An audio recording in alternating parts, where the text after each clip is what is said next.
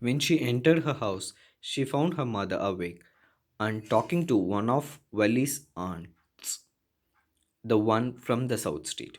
The aunt was a real chatterbox, never closing her mouth once she started talking. And where have you been? Said her aunt when Wally came in.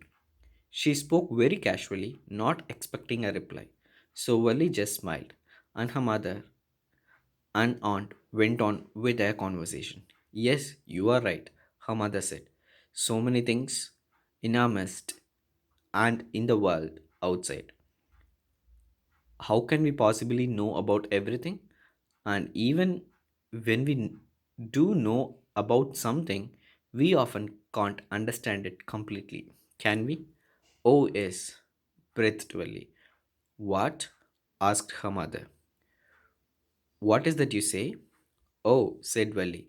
I was just agreeing with what you said about things happening without our knowledge. Just a chit of a girl, she is, said her mother. And yet you look how she pokes her nose into our conversation, just as though she were a grown lady. Wally smiled to herself. She didn't want them to understand her smile. But then there wasn't much chance of that, was there? When Valli entered her house, she found her mother awake, and her mother was talking to an aunt who is from the South State, and that aunt was a chatterbox. When she opens her mouth, there is no way of closing it. And this aunt started asking question to Valli that where she had been, and that question was just asked, and she didn't want any kind of reply from Wali. So Wali just smiled. And Wali's mother and the aunt went on with their conversation. And now Wali's mother started saying, too many things are happening around us and in the world,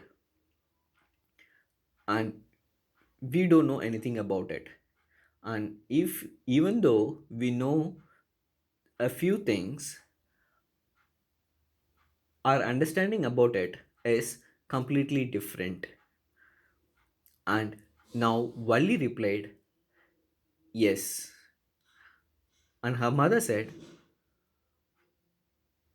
"W- how could you able to